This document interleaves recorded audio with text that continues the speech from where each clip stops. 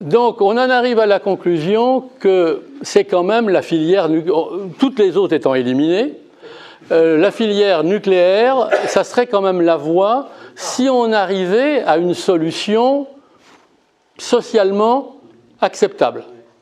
Hein? Donc, qu'est-ce que ça veut dire? Ça veut dire qu'il faudrait redévelopper une technologie qui n'ait pas les inconvénients critiqués, même s'ils sont à tort critiqués, qui n'ait pas les inconvénients critiqués des réacteurs à eau pressurisée. Et donc, je vais expliquer rapidement une nouvelle technologie qui se développe dans le monde, qui s'appelle les réacteurs à combustible liquide ou réacteurs à sel fondu. Hein, c'est pas à eau pressurisée, c'est pas réacteur à eau pressurisée, c'est réacteur à sel fondu. Et on va expliquer, c'est une des 6 technologies de 4e génération. On en a parlé que de 2, les neutrons rapides et celui-là. On ne va pas parler de toutes les autres, c'est quand même les 2 plus prometteuses. Alors, donc, d'abord, il faudrait qu'on explique effectivement, même au pape, que ceci n'est pas une bombe. Hein. Ceci n'est pas une bombe. C'est pas une bulle non plus. Hein. Et ceci n'est pas une centrale. Hein, bon. Non, mais c'est quand même un a priori à mettre en place. Hein. Alors, les réacteurs, je rappelle rapidement ici les 4 générations de centrales. Bon, on a dit que la génération 1, c'était les premiers prototypes, enfin les premières technologies, on n'en parle pas. La 2e génération, c'est ce qu'on a pratiquement partout dans le monde, à 98%, ce sont les réacteurs à eau pressurisée, et ce sont nos 58 centrales en France. La 3e génération, c'est ce qu'on appelle le EPR, enfin, c'est la 2e améliorée, en fait. La 3e génération, c'est la 2e génération améliorée en termes de sécurité. Hein. Et puis la 4e génération, là, il y a 6 technologies. On a dit, j'en parle pas de toutes. On a dit d'un côté que les neutrons rapides venaient d'être abandonnés, SFR, sodium. Oui, en France. Sodium fast reactor, et on va dire, peut-être qu'on va les relancer quand même. Je veux dire, on a annoncé en septembre que la France arrêtait. Oui. Alors, sodium fast reactor, et puis il y en a une autre dont je vais détailler maintenant, qu'on appelle MSR, Malted Salt Reactor, réacteur à sel fondu. Alors, le réacteur à sel fondu, c'est ça.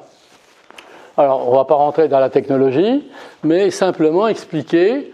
Donc, la grande innovation du réacteur à sel fondu, c'est qu'il y a un mélange du combustible et du fluide caloporteur. Vous voyez ce que je veux dire, hein? Dans un réacteur à eau pressurisée, vous avez le combustible solide d'un côté qui fait de la chaleur, et puis on fait passer de l'eau indépendante autour pour la transformer en vapeur, et ça va aux turbines, etc. Là, c'est tout à fait différent comme stratégie. On travaille à haute température, 600 degrés. C'est un peu comme du pot-au-feu. Hein, c'est un peu comme du pot-au-feu. On met le combustible et le liquide de caloporteur, tout ça dans le même mélange, 600 degrés. C'est une mélasse, une soupe. Et c'est cette soupe qu'on va faire circuler dans les échangeurs pour faire de la vapeur, et ensuite, le reste du circuit, c'est comme tout le monde, c'est des turbines à vapeur, c'est des alternateurs, etc. Hein. Donc j'ai mis quelques points bleus, je ne sais même pas si ça vaut la peine de les lire tous. Hein. On a effectivement, on va vous dire, mais là aussi il y a des barres, c'est comme dans les réacteurs à eau pressurisée, il y a des barres. Bon, les barres ne servent qu'au démarrage du réacteur, parce qu'il faut bien amorcer la réaction. Mais une fois que le réacteur est amorcé, les barres, on n'en a plus besoin. Alors que dans les réacteurs à eau pressurisée, les barres, c'est comme l'accélérateur d'une voiture. Et le danger dans les réacteurs à eau pressurisée, c'est que l'accélérateur de la voiture peut se coller au plancher. Et alors, une fois qu'il est collé au plancher, vous roulez à 180 et vous ne savez plus comment ralentir. C'est ça, un des dangers. On va en reparler. Il n'y a pas besoin d'enceinte, parce que comme vous ne travaillez pas à haute pression, vous travaillez à la pression atmosphérique, il ne peut pas y avoir de fuite. Donc, il n'y a pas besoin d'enceinte. Et quand on sait que le prix d'un EPR, c'est 70% du prix, c'est la protection. Donc si vous pouvez enlever la protection, vous diminuez le prix d'un EPR de 70%, mettons de 50%. Vous avez 2 étages d'échangeurs, bon, ça c'est des... On a la possibilité de vider en cas d'incident, on ne sait pas, on peut toujours vider le cœur. Et puis les systèmes classiques ensuite. Et alors l'intérêt aussi, c'est qu'on peut fournir avec ces réacteurs-là, on peut fournir du thermique sans CO2. Ce qui n'est pas le cas des autres réacteurs. Vous comprenez ce que je veux dire? Comme on travaille à 600 degrés et qu'on n'a pas émis de CO2 pour faire cette température, vous pouvez délivrer de la chaleur, par exemple dans des réseaux de chauffage, etc., sans CO2. Quand même original. Alors, les avantages comparés. On a ici l'eau pressurisée, et là les sels fondus, on n'y voit rien, mais je vais le commenter. Donc on a déjà expliqué le combustible. Ici, vous avez le combustible d'un côté et l'eau pressurisée de l'autre. Là, vous avez un mélange commun. La radioactivité sous forme de gaz dans les réacteurs à eau pressurisée et de gaz à haute pression. Là, la réactivité, elle est dissoute dans le sel fondu. Elle est dissoute dans le sel fondu. Elle ne peut pas fuir. La corrosion, c'est quand même embêtant, la corrosion du combustible dans les réacteurs à eau pressurisée, tous les 10% de consommation, il faut recycler, retailler, parce que les neutrons, tout ça, ça tape dans la ferraille et ça détruit complètement le combustible. Alors que là, comme vous êtes liquide, bon, ben, on change les tubes tous les 5 ans seulement. Les déchets. Bon, on en a parlé longuement déjà tout à l'heure, des déchets, surtout des actinines mineures. Là, on a 250 fois moins de déchets en volume. 250 fois moins de déchets en volume. On n'a pas d'actinines mineures, il n'y en a pas qui se produisent dans la réaction. Donc, c'est un gros avantage. Et on peut recycler, je disais tout à l'heure qu'il ne faut pas les vitrifier, on peut recycler les déchets des centrales actuelles comme combustible des centrales, des réacteurs à sel fondu. Donc on aurait pu, il y en aurait quand même les actinines mineures, tout ça, je ne pense pas qu'on les... Mais je veux dire, une grande partie des déchets peuvent être recyclés, ils n'ont pas besoin d'être vitrifiés. Les réserves, ben là, on est illimité parce que non seulement on utilise le combustible à 100%, mais on peut même mettre d'autres combustibles du type thorium, on va en reparler un peu plus loin avec les Chinois.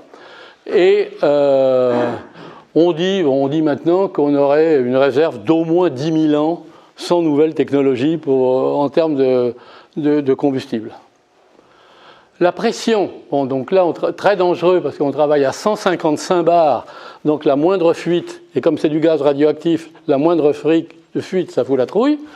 Alors que là, donc, on travaille à la pression atmosphérique, donc il n'y a aucun danger. La température, là, c'est de la vapeur d'eau à haute pression, donc il y a un risque d'explosion, alors que là, c'est une haute température à 600 degrés, mais qui n'est pas sous pression, donc qui n'est pas dangereuse. La puissance, là, on fait des très gros réacteurs de 1000 ou 1600 MW, centralisation. Là, on peut faire des réacteurs, j'ai mis 150-200, voire plus petits, c'est la décentralisation. Régulation, ça c'est important. Il n'y a pas d'autorégulation dans les centrales à eau pressurisée. La régulation se fait c'est l'accélérateur, c'est les fameuses barres. Et alors, tous les systèmes de sécurité sont justement pour continuer à manœuvrer ces barres en toutes circonstances. On a 6 systèmes redondants. 6 systèmes redondants. Si le premier tombe en panne, si le deuxième tombe en panne, si le troisième tombe en panne, si le quatrième tombe en panne, si le cinquième tombe en panne, on a 6 systèmes redondants. Parce qu'il faut absolument maîtriser la régulation par les barres. C'est l'histoire de l'accélérateur soudé au plancher. Alors que dans les réacteurs à sel fondu, c'est une autorégulation. Comme vous êtes dans votre pot-au-feu, dans votre liquide, si par hasard la température augmente, les électrons s'éloignent, la réaction ralentit, la température diminue. La température diminue, les électrons se rapprochent, l'intensité de la réaction augmente, la température augmente. C'est donc autorégulateur. On a dit donc pas de plutonium pour les bombes, aucun risque de fuite. Et l'investissement, ça doit être au mieux la moitié, quoi. Tu voulais dire? Oui, c'est-à-dire qu'on ne peut pas les régler. Je disais tout à l'heure, les réacteurs actuels, on peut les baisser de 80%. Donc, c'est-à-dire ceci, on ne peut pas... Oh, si, c'est pareil. Si, c'est pareil.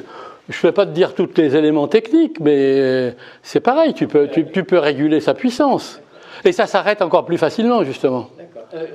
Autre point, là, donc les Fukushima, il y avait eu un problème avec une explosion d'hydrogène, parce que ça dégageait de l'hydrogène. Ouais. Est-ce que ça peut être également... Je sais pas. Je me souviens plus de l'hydrogène de Fukushima. Ce que je sais à Fukushima... Ah, c'est l'eau, voilà. Ouais. C'est l'eau qui s'était décomposée.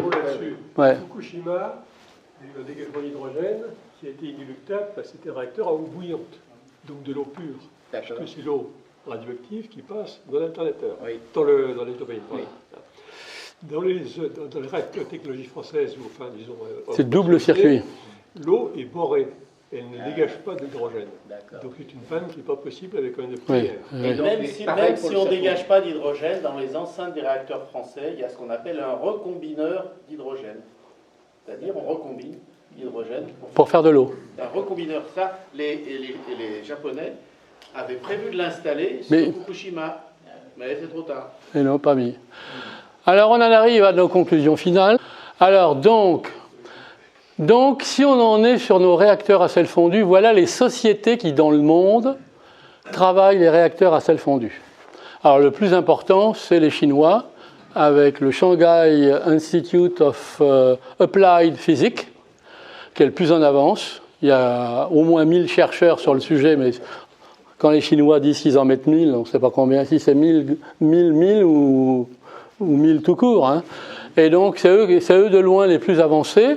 Mais il y en a d'autres. Il y a la société Moltex, que je connais bien, qui était basée en Angleterre, mais qui vient de s'installer pour des raisons de proximité avec d'autres, je ne sais pas, et de financement américain, qui vient de s'installer au Canada. Donc, vous pouvez aller sur le site Moltex, M-O-L-T-E-X. Vous avez TerraPower, qui est Bill Gates, qui a investi sur le sujet. Vous en avez d'autres. Vous avez Terrestrial Energy au Canada, qui est quasiment le leader en Occident. Terrestrial Energy, très intéressant. Donc ils sont très avancés aussi. Vous avez celui-là, la Thorncorn Power. Thorncorn Power, il a un type de centrale un peu particulier, plus grosse, et qui se mettrait le long des mers, le long des côtes, pour être livrable par bateau. Donc, parce qu'on ne veut plus, toutes ces nouvelles technologies-là, on ne veut plus faire des constructions sur chantier. C'est onéreux, c'est difficile à contrôler. On veut des trucs fabriqués en usine, en série, et livrés sur le site. On tourne le bouton et ça marche. Donc, les Terrestrial Energy, Moltex, Synap, c'est des tailles de centrales qui sont relativement petites et qui peuvent être livrées par camion. Le Thorncorn en question, c'est des tailles un peu plus grosses, qui ne passent pas sur un camion sous les ponts, etc., et qui ont besoin d'être livrées par bateau. Donc c'est pour ça qu'on met les centrales le long des côtes. Mais c'est la même technologie. Bon, vous avez Seaborg au Danemark, que j'ai rencontré aussi, mais enfin bon, c'est pas du tout le même niveau d'avancement. Alors, voilà, comparé un réacteur à eau pressurisée de 1000 MW et un réacteur à sel fondu de 1000 MW. Hein? Il y a 40 fois moins de poids. 40 fois moins de poids. Sachant qu'on a dit tout à l'heure que les ENR, c'était 40 fois plus de poids. Donc, vous voyez, le rapport ENR sel fondu, ça doit être 4 fois 1600. Hein? Bon. Mais tout ça, ça ne suffit pas comme argument. Hein? Tout ça, ça ne suffit pas comme argument. Donc voilà ce qu'ils sont en train de préparer. Alors voilà la slide qui tue. La slide qui tue, ça, les Chinois ont l'arrogance, tellement ils sont sûrs d'eux, de publier leur plan de développement. Ils sont tellement sûrs d'eux, et ils savent tellement de nous où on en est, qu'ils ont l'arrogance de publier leur plan de développement. Alors, on ne le lit pas ici, donc j'ai mis quelques trucs. Donc, ils ont 4 objectifs, qui sont les 4 lignes, là. Premier objectif, c'est de faire, en plus de ce que je viens d'expliquer, en plus de ce que je viens d'expliquer, c'est de faire des réacteurs à sel fondu fonctionnant au thorium, comme je l'ai dit tout à l'heure. Parce que, par exemple, nous, chaque fois qu'on extrait de l'uranium, etc., on trouve, dans la Terre, on trouve un tas de trucs, et on trouve en particulier du thorium, entre autres, mais du thorium. Et on s'est dit, qu'est-ce qu'on en fout? On ne va pas le jeter, donc on l'a stocké. Et déjà, au jour d'aujourd'hui, nos stocks de thorium, c'est 1 siècle de consommation. Aujourd'hui, sans en chercher d'autres. On a déjà sans parler qu'on utilise ensuite l'uranium à 100% au lieu de 0,7%. Et 1 siècle avec quel type de consommation? Avec combien de centrales? Avec les réacteurs à sel fondu. Oui, mais en supposant que toute la production électrique soit faite en sel fondu. Mais, oui, en supposant qu'on fasse toute notre électricité dans le pourcentage. En France, on est à 25%. On est mieux que le monde, on est à 25%. En supposant qu'on fasse toute l'électricité à sel fondu, on aurait déjà 1 siècle de carburant. Oui, parce qu'aujourd'hui, il n'y en a pas encore. Non, on n'en a pas. Donc eux, alors je vous donne les plannings. Je vous donne les plannings des Chinois pour les différents sujets. Là, 2015, quand ils ont lancé, quand ils disent ça, ça veut dire qu'ils étaient prêts depuis un bout de temps. 2025, c'est la fin des démonstrateurs, et la période 2025-2035, c'est la commercialisation. Alors, donc en plus de faire des réacteurs à sel fondu, je répète, il se fixe 4 objectifs supplémentaires: pouvoir avoir le thorium comme combustible, faire des réacteurs adaptés à la production d'hydrogène, parce que l'hydrogène, on ne l'a pas dit, non seulement il ne faut pas faire du vert, mais il faut faire du bleu, mais en plus il faut produire l'hydrogène en température. Il faut chauffer parce que le rendement, c'est peut-être ça aussi les différences. Enfin, je veux dire, l'efficacité est bien meilleure quand on fait la production, l'électrolyse en température plutôt que. Bon. Donc, ils ont un programme là-dessus qui sera prêt comme les autres. Alors, également, un des problèmes des réacteurs à eau pressurisée, c'est qu'il faut que ça soit près de la mer ou près des rivières, parce qu'il faut pouvoir refroidir. L'eau. Et donc, on a les grandes tours d'évaporation et on refroidit ensuite ça dans les rivières avec les problèmes que ça pose. Donc, eux veulent développer une technologie de réacteur à sel fondu que l'on puisse mettre dans les déserts, donc sans eau ou en circuit fermé. Et enfin, dernier point, ils veulent développer des mini-réacteurs. Ils n'ont pas clairement défini combien, mais comme tout le monde parle de 200, donc ça veut dire qu'ils vont faire des trucs beaucoup plus petits, peut-être du 10, quoi. Voilà. Et donc là, c'est les protos, et là, c'est la vente. Parce que, là, il y a tellement d'avantages, donc flagrants, on se demande pourquoi on n'a pas commencé avant. Quels sont les challenges? Va voir Madame Borne. Qu'est-ce que tu veux que je te dise, moi? Madame Borne. Mais Madame Borne, c'est même peut-être. Attendez, je vais vous dire. La technologie qui a été testée il y a 30 ans déjà. 60, même plus que ça, 70. Voilà. Alors, pourquoi non, mais attends. Alors, tu m'as coupé. Qu'est-ce que je voulais dire? Ah oui.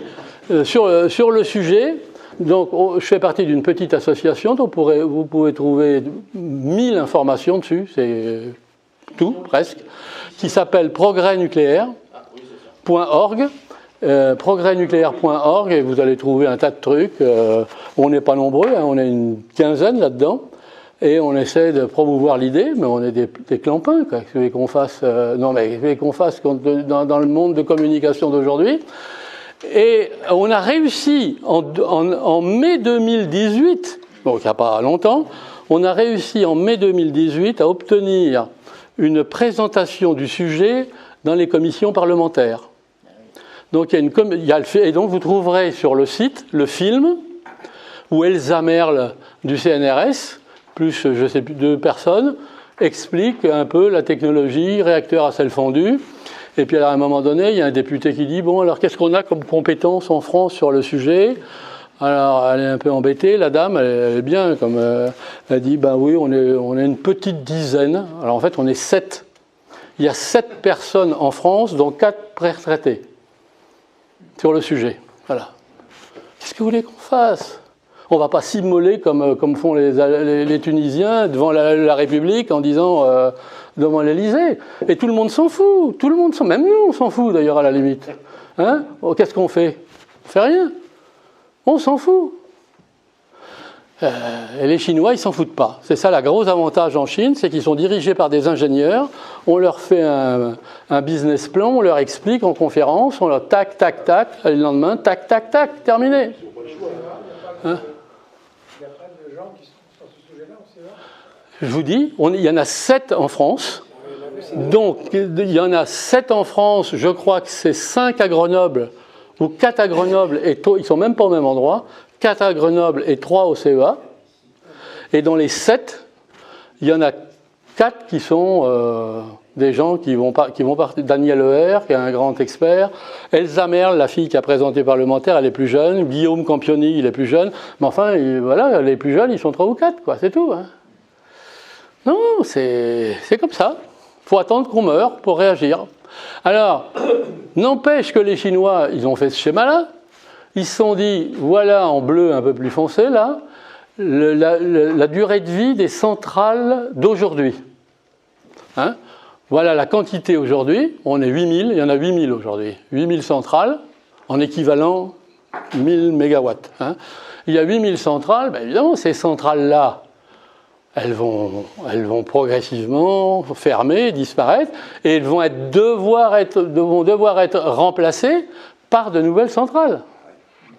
Donc, moi, si je suis prêt ici, quand les autres ne le sont pas, paf, j'ai un marché incroyable devant moi. Et donc, qu'est-ce qui se passera en France ? On peut signer le papier aujourd'hui. Il se passera pour les réacteurs à sel fondu ce qui s'est passé pour l'eau pressurisée en 1969. Hein, en 1969, on a acheté la technologie réacteur à eau pressurisée à Westinghouse aux États-Unis. Et là, en 2039 ou en 2029, j'en sais rien, on achètera la technologie des réacteurs à sel fondu aux Chinois. C'est tout. When you are nul, you are nul. Hein? C'est when you are nul, you are nul. Et ça se vérifie sur toutes les lignes. C'est dramatique et on n'y peut rien. Alors on continue. Tout est clair, on peut passer aux conclusions. Alors, conclusion finale, c'est ce que j'ai appelé Arche 2 de Noé, c'est-à-dire comment sauver l'humanité d'un déluge qu'elle a provoqué elle-même. C'est le titre du livre que j'ai écrit sur l'énergie et dans lequel on retrouve tout ça. Alors, donc j'ai refait un nouveau scénario. Population 12 milliards et demi. Pouvoir d'achat, je fais encore mieux. Qu'est-ce que j'ai mis ? 250% sur le siècle. Oui, c'est-à-dire je multiplie par 1,5. Je fais encore mieux que les grandes puissances. Efficacité énergétique, normale, 40%. Énergie totale, je monte comme la grande puissance de 12 à 30. Comme le souhaite le GIEC, qu'on a vu tout à l'heure, multiplié par 2,5 l'énergie.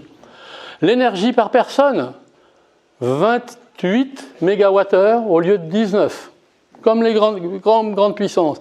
Électrification du monde, alors là, comme des réacteurs, je peux en produire à la chaîne, puisque c'est dans des usines, 80% du monde électrifié, au lieu de 18 aujourd'hui. Et je fais 0% de fossiles, 66% de nucléaire, pour faire de la place un peu aux autres, parce que sinon ils vont me dire que je suis impérialiste, et 33% de nucléaire, d'énergie renouvelable. Voilà comment je fais l'électricité. Et résultat, donc capacité fatale, je peux le gérer.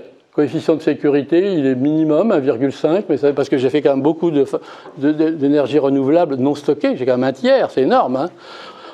Mais je n'ai pas voulu non plus montrer que j'en mettais pas. Donc on est à la limite de ce qu'on peut faire en termes de sécurité d'approvisionnement, pas de sécurité santé. Pas besoin de stockage. Et alors, ça, ce qui est intéressant, c'est que le CO2 émis en 2100 est, comme le dit le GIEC, ou le demande le GIEC, divisé par 4. Je passe de 32 000 tonnes par an à 8 000 tonnes par an. Donc j'ai multiplié le PIB par 2, comme le dit le GIEC, j'ai multiplié l'énergie par 2,5, comme le dit la règle, et j'ai diminué le CO2 divisé par 4, comme le souhaite le GIEC. Et on arrive à une température, alors le ppm augmente un peu, mais il passe simplement de 400 à 441 en un siècle, en 80 ans, donc c'est pas beaucoup, hein. Et j'arrive à limiter la hausse de température à 1,93 degrés. Donc je tangente les 2 degrés. C'est le seul qui tombe en dessous des 2 degrés. Et alors, je rajoute qu'on pourrait encore faire mieux si on mettait un peu moins d'énergie renouvelable et encore un peu plus de nucléaire. Mais bon, faut pas non plus... hein? Non, mais je veux dire, on peut pas non plus... faut faire... Alors, donc, on retrouve notre schéma.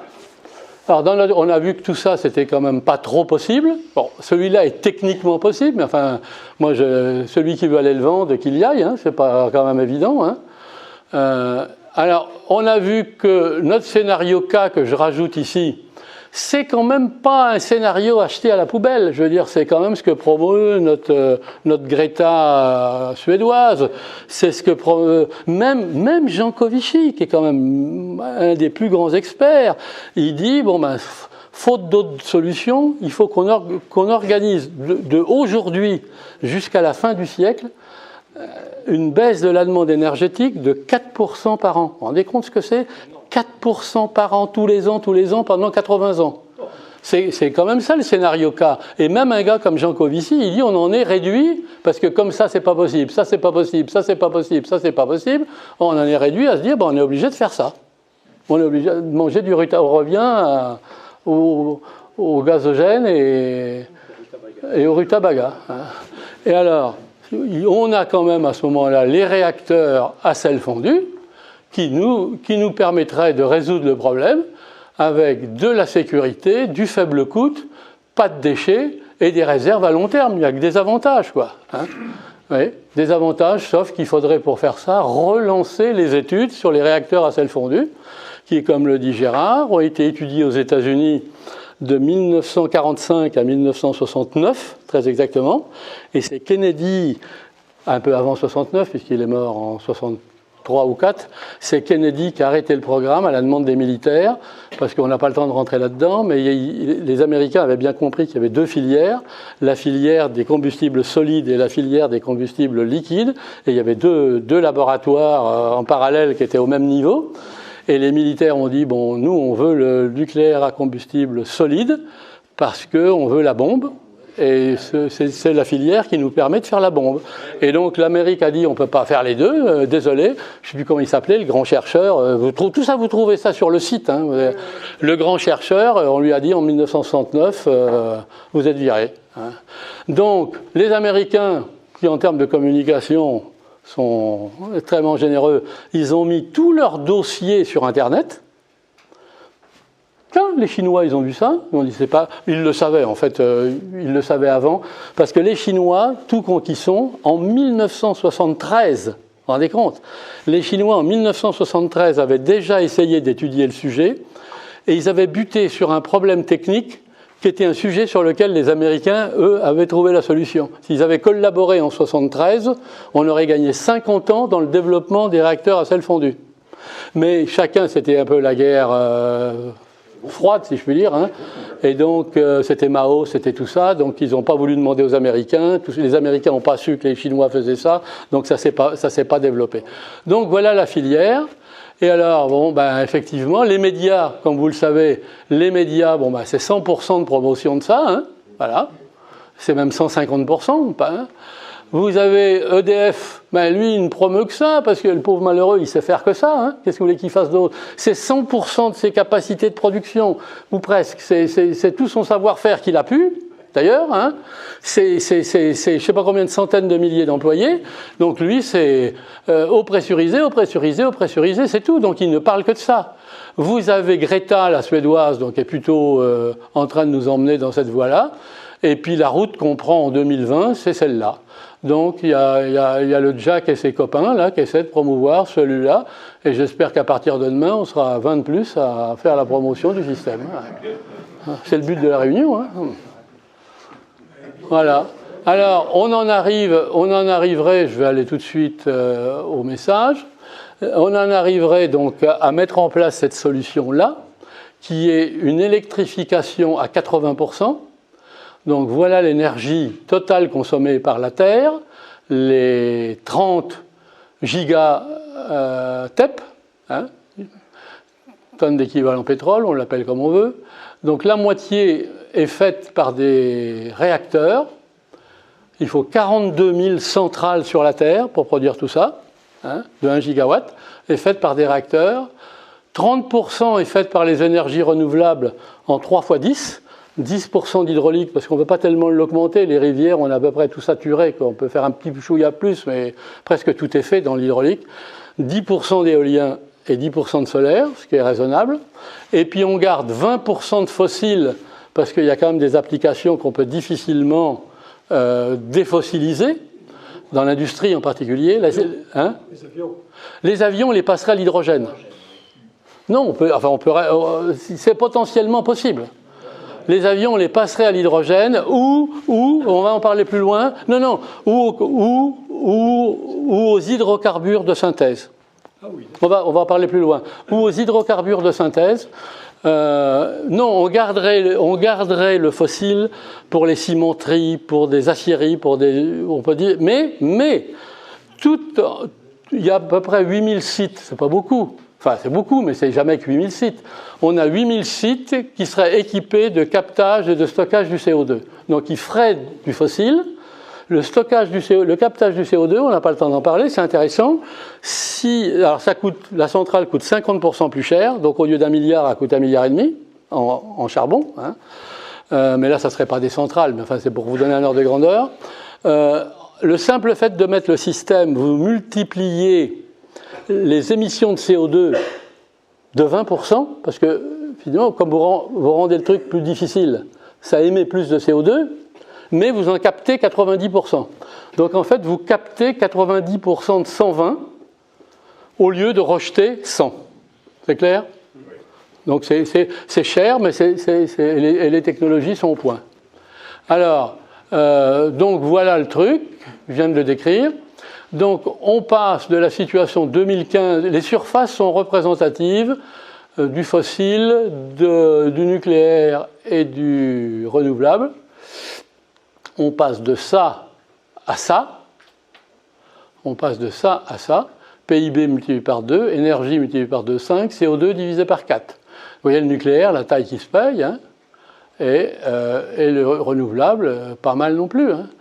Donc on a multiplié tout ce qu'on voulait et on a divisé par 4 et voilà. Et donc le GIEC quand il nous dit ça, multiplie. Alors on a vu l'hydraulique est quand même multiplié. À mon avis, c'est pas possible. Multiplié par 4, c'est trop. C'est une hypothèse trop optimiste. Mais enfin, ça joue sur des petits volumes, c'est pas grave. L'éolien, pardon. Toute l'Afrique aujourd'hui, l'Afrique n'utilise que 10% du potentiel hydroélectricité. Voilà, donc voilà. Peut-être c'est un peu élevé, mais il y a quand même du potentiel. Voilà. L'éolien serait multiplié par 50, le solaire est multiplié par 90 et le nucléaire est multiplié par 70. Et l'hydrogène ? Non, l'hydrogène, il n'est pas là. Il n'est pas dans la production d'électricité.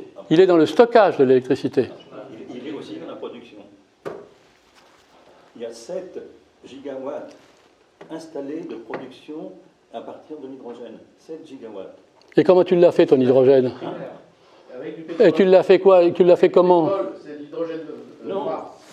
Le steam reforming, le cracking du gaz naturel. Oui, j'en parle, je vais en parler.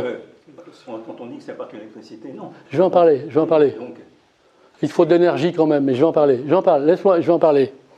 J'en parle. Donc, ce que je veux dire, c'est qu'on répond parfaitement bien aux demandes du GIEC. Et on a, nous... Alors, la différence avec notre conférence d'il y a 10 jours, c'est que lui, il a dit voilà ce qu'il faut faire, mais il n'a pas dit comment on pouvait le faire.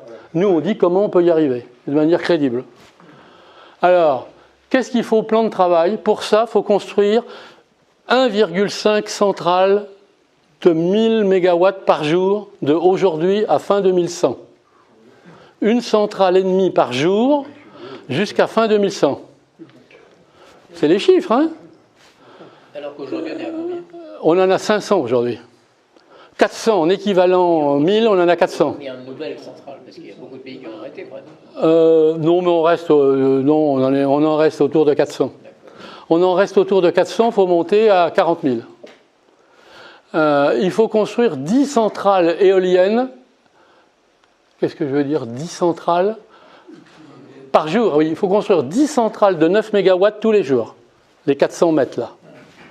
Et il faut construire 4 km de panneaux solaires tous les jours jusqu'à la fin 2100. Voilà le programme si on veut atteindre 2 degrés de manière crédible en 2100. Alors, qu'est-ce que ça donne toujours les ppm? Bon, ça change. C'est le même graphique que tout à l'heure, j'ai rajouté que le bleu. Hein. J'aurais dû mettre la ligne horizontale sous laquelle on ne peut plus descendre. Hein. Il y a un trait horizontal à 400 là, on peut pas aller en dessous, on ne peut plus revenir en dessous maintenant. Mais avec le bleu, on n'est quand même monté que de 10%. C'est quand même moins que là-haut, on est monté de 172 ppm. Hein, et on est parti pour. Alors ça c'est une slide de synthèse intéressante. Donc voilà, vous retrouvez les grandes puissances, le chaos, les renouvelables, le nucléaire et les sels fondus. Le nucléaire repressurisé et les sels fondus, ça vous permet de voir un peu les couleurs, même si elles sont déformées. On voit que, bon, le bleu, c'est les ppm. On voit que plus on électrifie de 18 à 80, plus on électrifie, plus l'augmentation, les ppm diminuent. Hein, et donc, plus la température diminue. Et on trouve tout à peu près entre 2 degrés et 3 degrés, quoi. Avec tous les commentaires que j'ai faits de ce que ça peut faire sur les extrêmes, comme je le répète ici. Alors, il faut rajouter l'objectif de la COP 21, ça on ne peut plus l'atteindre déjà, hein, on l'a dépassé. Et j'ai rajouté là-dessus les mégawattheures, c'est-à-dire l'énergie disponible par individu sur la Terre, en partant de 19 le point de départ. Hein. Donc on voit que le GP c'est bien en termes d'énergie disponible par personne, mais on ne peut pas se le permettre du fait des ppm. Le nucléaire ici, et le chaos est pas mal non plus. Le chaos, à la limite, c'est pas mal. Hein. On garde nos 20 par personne, on dépasse, on n'est pas trop mauvais, un peu mauvais, mais pas trop en termes de température. Simplement, il faut zigouiller 2 ou 3 milliards d'habitants, quoi. Je ne sais pas qui c'est qui en prendra la décision. Hein. Ensuite, vous avez les ENR. Bon, les ENR, ça ne va pas, quoi. Vous tombez à 13 MWh par personne, sachant qu'il faut en donner beaucoup dans des pays qui n'ont rien. Ça veut dire que les Occidentaux, ils divisent leur niveau de vie par 3 ou 4 ou 5, j'en sais rien. Hein. Donc ça ne va pas être évident. Le nucléaire à eau pressurisée, compte tenu du fait qu'on ne peut pas faire autant qu'on voudrait, ça pose aussi un problème. Et là, là, on a un peu tout ce qu'on veut. On a la plus faible température de tous les scénarios. Et on a le plus haut niveau d'énergie possible par personne de tous les scénarios. Donc c'est sans doute ça quand même qu'il faut essayer de promouvoir. Parce que là, j'ai mis le scénario, c'est les catastrophes écologiques. Hein, l'autre, j'ai appelé ça la régression. Enfin, c'est plus que la régression. Le renouvelable, j'ai appelé ça la révolution. C'est les printemps arabes, c'est tout ça, parce que tout le monde va manquer, les niveaux de vie vont baisser partout, ça va être dramatique, hein, si ce n'est pas la guerre. Le nucléaire, c'est une réponse technique possible, mais c'est générateur de grosses discordes, il va falloir les gérer, si on veut le faire. Hein. C'est peut-être possible, hein, mais je veux dire, il n'y en a aucun qui s'y attaque vraiment pour l'instant. Là, on peut avoir la paix sur la Terre, avec des gens heureux, avec de l'énergie, avec un climat respecté. Je veux dire, c'est pas évident, mais je veux dire, c'est quand même jouable. Voilà. Des Chinois rois du monde. Pardon ? Et avec des Chinois rois du monde. Et avec des Chinois rois du... Bah, écoutez, hein, en finance, comment on dit ? Mort au con. Quand vous êtes dans un monde financier et que vous voyez une victime tellement con qu'elle n'est pas capable de défendre, vous employez l'expression « mort au con ». Ben, les Chinois, c'est ce qu'ils doivent être en train de dire en parlant de nous, quoi. Pardon ? Je ne prends que l'option chinoise, mais il y en a d'autres qui préparent. Oui, les Canadiens et les Américains. Quand Bill Gates se met à fond sur le sujet, c'est pas rien. Négligeable. Ouais. C'est pas le plus avancé, mais à mon avis, il y a quelque chose qui viendra des États-Unis aussi. Oui. Non, mais je suis d'accord. J'ai mis en avant la Chine parce que c'est là où on a le plan le plus détaillé. Mais Terrestrial Energy, Moltex, ils font quand même quelque chose. Et ils ont de l'argent, ils ont voté un budget d'1 milliard il n'y a pas longtemps, les États-Unis. C'est une force de conviction, parce que Moi, j'étais assez impressionné par la déclaration de Bill Gates quand même. Quand Bill Gates va faire un choix, en général, c'est assez réfléchi. Ouais. Donc, il a fait ce choix du nucléaire, il l'explique. Ouais. Donc ça peut aider aussi. Ça peut aider, non. De toute façon, va bien falloir, c'est ce qu'on disait tout à l'heure, le kiki va bien arriver un jour, hein, la kata va bien arriver un jour, si on ne mouche pas avant, et dans la kata, il va bien falloir qu'on décide. Donc on le fera un jour. Le problème, c'est plus tôt, ça serait mieux, quoi. Quelle est la différence entre 2 et 3 degrés, en fait? 2 et 3 degrés, c'est ce que j'ai expliqué tout à l'heure, c'est l'impact des extrêmes. Alors d'abord, 2 et 3, c'est 50% de plus que 2 déjà, hein, c'est déjà pas mal. Hein. Mais c'est surtout, comme le dit bien Jean Covici, c'est que 3 degrés en moyenne, c'est au moins 4 sur le continent et moins sur les océans. Et que sur les continents, il y a des effets d'extrême qui fait que dans certaines régions, ça peut être 6 ou 7. Donc en fait, il faut multiplier par 2 pour avoir l'effet sur certaines régions de continents. Donc 2 fois 2, ça fait 4. 2 fois 6, ça fait 12. Ça fait quand même pas... ça change déjà. 2 fois 3, ça fait 6, pardon. Ouais. Et 2 fois... Non, je veux dire, 2 fois 2... Ah oui, 2 fois 2, ça ferait 4 en effet d'extrême. Non, 2 fois 2, ça fait... Si vous multipliez par 2 pour les extrêmes, 2, ça donne un extrême de 4. 3, ça donne un extrême de 6. Oui, bon, ça reste 50% de plus, je suis d'accord. Je suis d'accord, oui. Je voulais dire, est-ce que, par exemple, 3, c'est 50% de plus de chances d'avoir la guerre que... Je ne sais pas, vous savez bien que je ne peux pas dire ça. Ce que je peux dire, c'est que Jean Covici explique dans une de ses vidéos que la fonte des glaces sur l'Europe du Nord, les fameux 3 km de glace là, 3 km, c'est quand même pas 3 cm, hein, 3 km de glace sur l'Europe du Nord il y a 10 000 ans, ça a fondu pour une augmentation de température de 5 degrés. Et ça a mis 100 ans à fondre. Et ça a augmenté le niveau des océans, je crois qu'il dit de 100 mètres, mais je crois que c'est 100 mètres, ouais. Et ça fait, donc en fait, 2 degrés, est-ce que ça fait disparaître des villes? Sûrement que ça commence, oui. Oui. Alors non, il y a aussi des trucs, par exemple, un des gros dangers, c'est, je ne me souviens plus du nom exact, c'est une partie du pôle sud.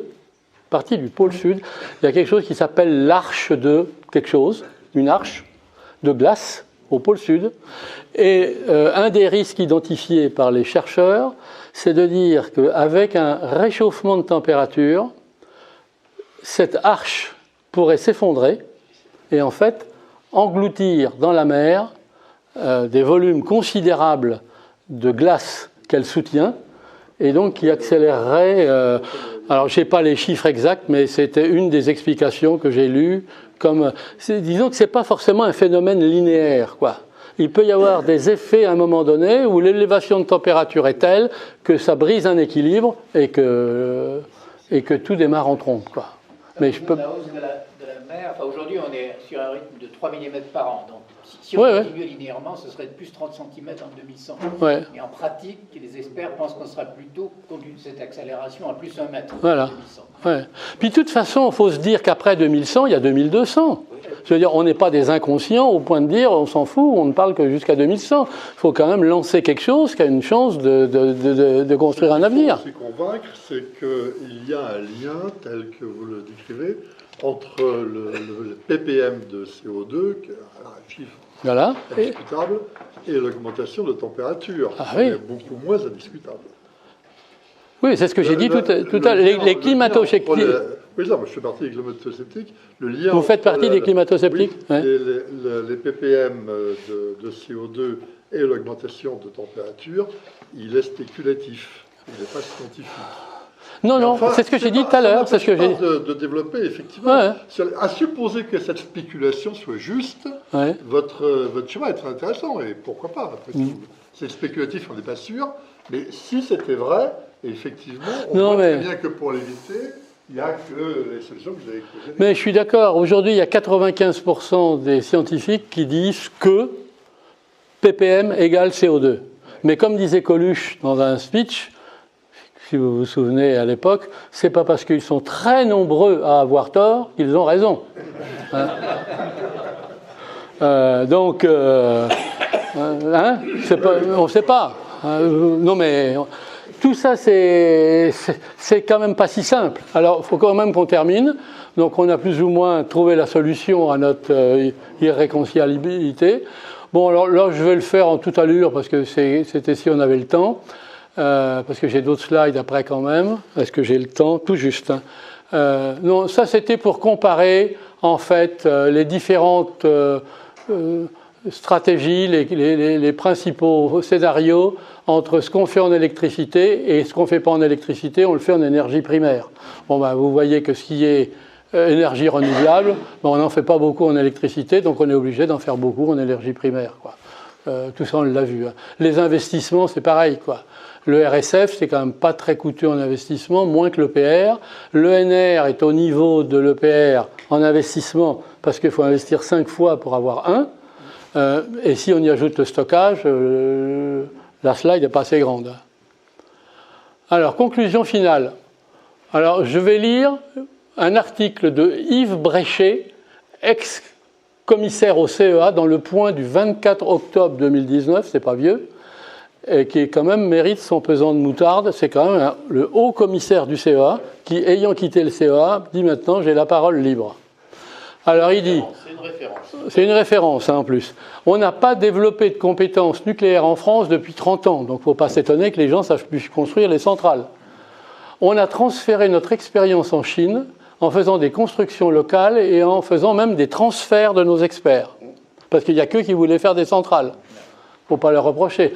Pour Flamanville, on repart à zéro. Il faut tout réapprendre. Cela conduit à des erreurs. Ce sera d'ailleurs la même chose pour toutes nos industries abandonnées le jour où on voudra les récupérer. C'est pas, hein? Bon. L'État qui devrait penser au futur s'évertue au contraire à rendre le nucléaire honteux. L'État n'a plus de vision. Les experts sont dévalorisés par rapport aux énarques. Nous sommes dirigés par des jeunes qui pensent à construire leur carrière, pas notre industrie. C'est lui, c'est quand même l'ex-patron du CEA. Hein. Nous produisons, alors là, ceux-là sont pas mal, celles-là. Nous produisons déjà 90% de notre énergie de manière décarbonée. Hein.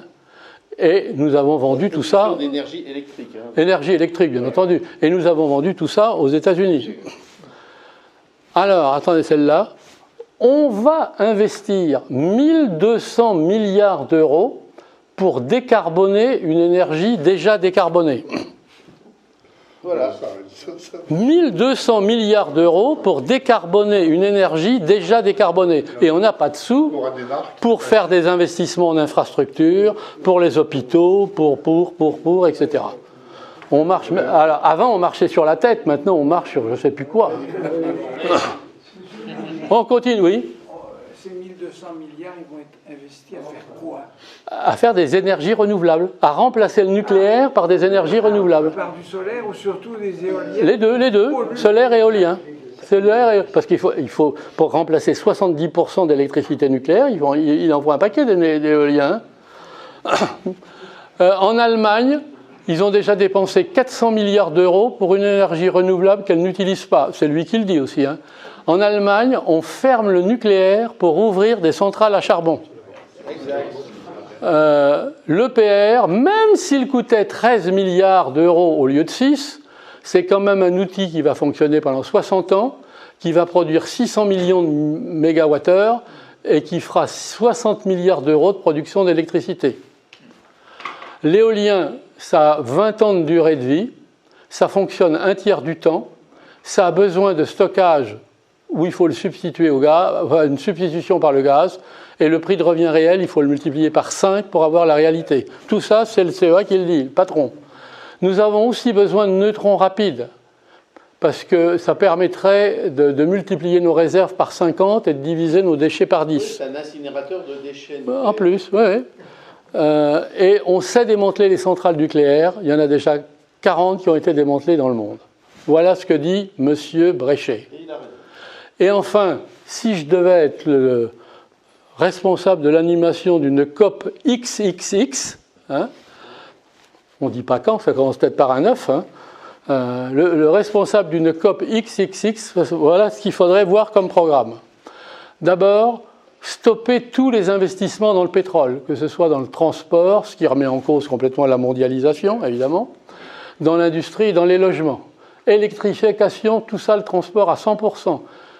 Ici, électrifier, capture du carbone, substitution plastique, etc. Mais on imagine les impacts géopolitiques d'arrêter le pétrole. Je veux dire, il y a des millions de gens qui n'ont plus rien. Déjà qu'ils sont malheureux comme la pierre dans des pays hautement pétroliers, qu'est-ce qu'ils vont devenir si le pays ne fait plus de pétrole? Deuxième point, fossiles électriques. Il faut arrêter tout de suite l'investissement dans les fossiles électriques et arrêter le charbon et le gaz. Il y a pratiquement très peu d'électricité pétrole. C'est charbon et gaz. Hein. Donc c'est pareil, il faut démanteler les mines et les centrales à charbon et il faut désinvestir dans l'extraction du gaz et dans les pipelines, Stream 1, Stream 2, la Russie, l'Allemagne. Je veux dire, c'est même pas la Deuxième Guerre mondiale, c'est gigantesque. Hein. Et on imagine aussi l'impact géopolitique de ces décisions-là en Allemagne, en Amérique, en Russie, etc. Troisième point, alors là, il faut limiter les investissements dans les énergies renouvelables. Il faut en faire. Moi, je dis 10% de nos investissements dans l'éolien, 10% de nos investissements dans le solaire. Ça nous permet de développer des technologies, d'améliorer le truc, mais on ne gâche pas tout notre argent et on ne consomme pas tous les métaux de l'humanité. C'est pareil, impact politique et financement. Aujourd'hui, il y a un paquet de gens qui vivent des énergies renouvelables en tant que financiers, parce que c'est un appel à l'investissement qui est considérable. Donc si vous le supprimez, ils ne savent plus quoi faire de leur argent. Nucléaire.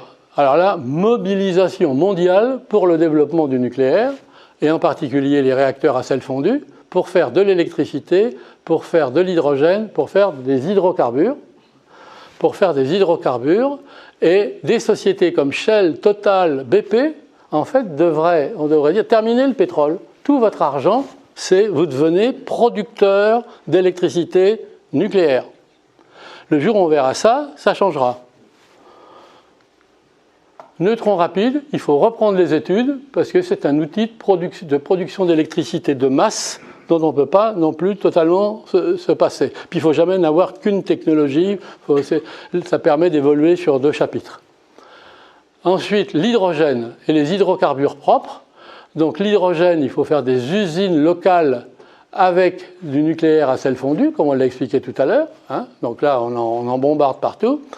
Et là, pour Emmanuel, mais il dira sans doute mieux, peut-être différemment, j'en sais rien, de faire de l'hydrocarbure pour les avions, pour les turbines à gaz, à méthane, en faisant la réaction via les réacteurs à sel fondu qui sont à 600 degrés, on peut faire du 2H2 plus CO2, faire du CH2O4 qui devient un combustible qui est propre, qui ne générera pas de CO2 supplémentaire et qui permet de travailler et de conserver les technologies de turbine, etc. Voilà. Et donc, voilà les défis. Dernière slide. Donc, voilà notre population, voilà notre pauvre monde. Alors, il faut qu'on fasse face, on vient de l'expliquer, aux défis énergie-climat, mais quelqu'un pourrait faire la même conférence sur l'eau et montrer qu'il y a autant de problèmes.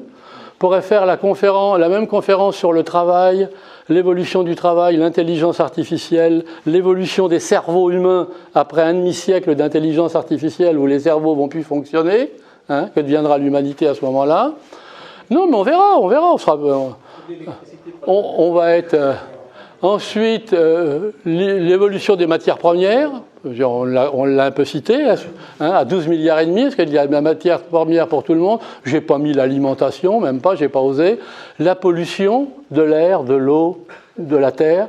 J'ai pas mal étudié ça en Chine. C'est quand même des problèmes hyper graves, hein, parce que quand la terre est polluée, c'est les aliments qui sont pollués, enfin c'est terrible. Hein. Et puis, bon, la biodiversité, etc. Donc les moyens de détruire le monde, ne vous faites pas de soucis, ne manquent pas. Et si ce n'est pas celui-là qui marche, il y en a bien un autre qui le fera. Voilà, c'est fini.